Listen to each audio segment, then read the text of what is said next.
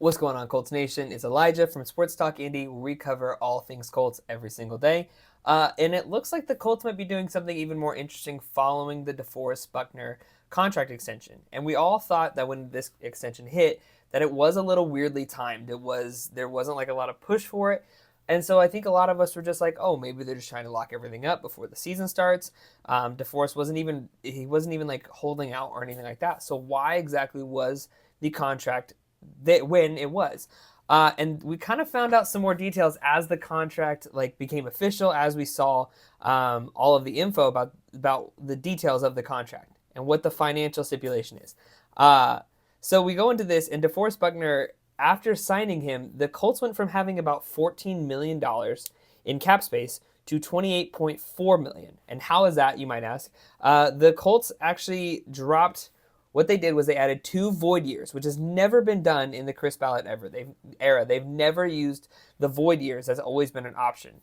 Basically, think of it as the Shohei Ohtani deferred money deal. But that figure has now dropped from Buckner having the second largest cap hit on the team at 22.7 to now that figure has dropped to 8.3 million. And they converted, in short, the way the Colts were able to accomplish this was by adding 2 void years on top of the 2 extension years. This then allowed the Colts to take a portion of Buckner's base salary and roster bonus from 2024 and convert it into a signing bonus that can be prorated over the life of the contract, thus lowering the current cap year's hit. So that's a big, big, big deal for the Indianapolis Colts, who now have $28.4 million. Now, there is something we have to account for. The Colts obviously need money for for signing practice squad players, for signing draft picks, but they need nowhere near that $28.4 million annually. There's a lot of free agents still available, and a lot of free agents still available in like areas where the Colts need. Obviously the need is the cornerback and safety, and we've talked about that a lot over the past several weeks. Are the Colts ever going to address this deal of needing a cornerback? They brought back their regular guys. They brought back Blackman and Kenny Moore and Ronnie Harrison. I don't even know if we should count him. I don't think he's going to be a starter. I don't think he's got that quality. But it does make it curious of what are the Colts using this money for. Now, ESPN Stephen Holder did mention that the Colts can use some of the salary cap that is from this year, and they can roll it over to 2025, but not all of it, and it's kind of confusing. But it definitely, again, why wouldn't they do that later in the year? Why wouldn't they do that later on? So you look at the best available 2024 free agents updated and who fits the Colts' needs.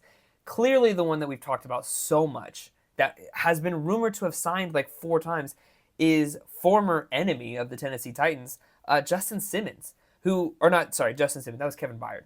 Duh. Justin Simmons from the Denver Broncos. So sorry. Justin Simmons is still available. He's been rumored to have signed with like 3 different teams, one being like the Philadelphia Eagles at one point. And so we have this, and Justin Simmons is still available. And as far as we know, he's still like unmet with. He's still kind of like there's nothing even there. And so he's one. Number 2, let's bring back Stephon Gilmore. Stephon Gilmore is still available. He looked really good in Dallas last year. He looked really good for the Colts the year before. And then you looked at, like, for the cornerback position, you got Xavier Howard, who looks great, who would be really, really good, really, really good for the Indianapolis Colts, and add some more experience in that position. Dory Jackson is still available. And then, yeah, you look at even this would be a crazy signing, but Odell Beckham is still out there. Stephon Gilmore, Steven Nelson, formerly of the Houston Texans, he's still available.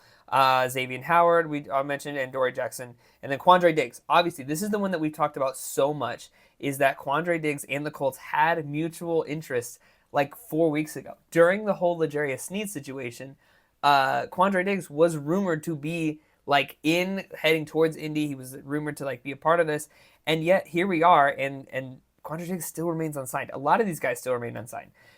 This all comes on the cusp of 3 different reports coming that the Colts are looking to trade their 15 pick. And a lot of the reports are saying the Colts are going to trade up. And I know, I've read all the comments that that's never going to happen. Ballard's never going to trade up. He's never done it. He never will. I understand that. But I do think it's very interesting that the Colts have been rumored by 3 different, one of which was Peter Schrager, who has the most accurate mock draft history over the past 5 years of anyone of all. And so I think that this is very interesting. But all this to say the Colts are preparing for a big move, and we don't know what it is yet. But yeah, I mean, you look at another one that the Colts could be looking at is they could be looking at addressing the edge rusher position. Bud Dupree, Yannick Ngakoue, bring him back. That was awesome. Tyus Bowser is still there. And addressing one of these positions via free agency will give the Colts added flexibility in the draft. While free agent addition at this stage of the game, it may not completely solve the issue at these positions, especially in the long term, it would help provide stability in the short term, freeing up Ballard to address other needs. I think if the Colts are going to go with a star position like tight end, like Brock Bauer, or like wide receiver, Malik Neighbors, or go up, get Marvin. A lot of people are saying Marvin Harrison Jr. I think the price for Marvin Harrison Jr. is going to be so astronomical that you have to know that he's going to be a star. And I think that we can assume, but the asking cost to move into the top 5 is going to be so crazy because New England needs a quarterback. You've got the Vikings need a quarterback. All these guys are also going to be looking to move up, not for Marvin Harrison Jr. And so I think that this would be really, really difficult, and that wouldn't be a deal that could come until draft day to see what the Cardinals are going to do at that 4 slot, or to see what the Chargers are going to do. And then maybe you can move up later on, but I think there's going to be too many teams contending for those high positions that I don't think it's even possible. As much as I would love to see it, I don't think it's possible. But with the Colts doing this at a very weird time, a week before the draft, and then converting all of his money into some very weird positions, I think that this shows that the Colts might be doing something really, really big as they go into this, as they go into the draft and as they go into round 2 and 3 of free agency. So that's my take on what the Colts might be doing, and we'll continue to follow this story as it progresses.